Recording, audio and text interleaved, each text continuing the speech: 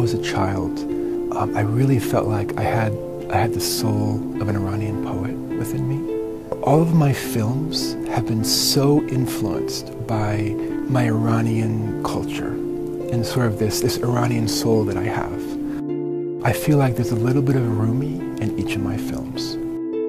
I was born in Washington, D.C. actually, and then I lived in Iran from ages 1 to 5, and I grew up in the north of Iran, in the Caspian Sea region. I grew up in a house that didn't really have a religion, and so I kind of had a clean slate of what to believe and what to search for. And there was a time in my life when I felt lost and sort of unhappy, and I didn't know why. And so that was the greatest gift and greatest blessing, because that started a search for what is happiness? You know, what is my purpose in life? And so I was making a film about peace, and I asked myself, and I was speaking with my team, who's the person who most represents peace in the world? And at that time, we felt it was the Dalai Lama. One of the purpose of religious practice is serving for other, helping for other. My current films on the Dalai Lama, which are Dalai Lama Awakening and Compassion in Action, they really chronicle the story of these 40 innovative thinkers as they travel to India to meet the Dalai Lama to solve a lot of the world's problems. And what they learned is that in order to solve the world's problems, you have to start with yourself. I thought the process of the film would take 1 year, not 15 years. You know, I've made a few films in my career, and this film felt so special that I felt like this process in making the film couldn't be rushed.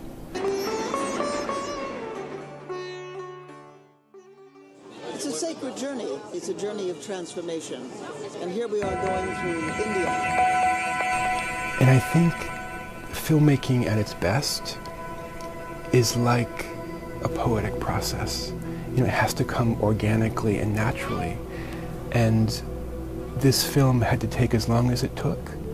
We shot over 500 hours of footage for those films. The story on the surface is an outward journey to India to meet the Dalai Lama and speak about how to change the world. But there was also this second layer, which is an inner story of personal transformation for all the characters in the film.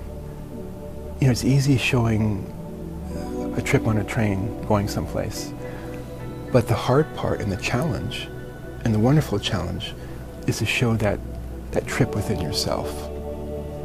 As I was sort of joining these characters as they were traveling to India, I was discovering things about myself as a person and as an artist. We are not come here for making money or for making as a fame or just to make a nice statement. No. The core message of these films is everyone has the ability to change the world by changing themselves. We all have that responsibility, you know, and it doesn't have to be something grand or big.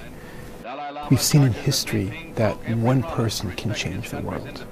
We saw it with Gandhi. You know, we saw it with Mother Teresa. We saw it with Martin Luther King. We saw it with Dalai Lama. And they're no different than we are. You know, they're flesh and blood. They feel. They have weaknesses. They have strengths. They had a belief. They had passion. They connected with a vision of being of service, and they've impacted the world. And everyone has that potential. The Dalai Lama in the film, he makes a really important point that we're all interconnected. You know, what I do affects you. What you do affects your neighbor.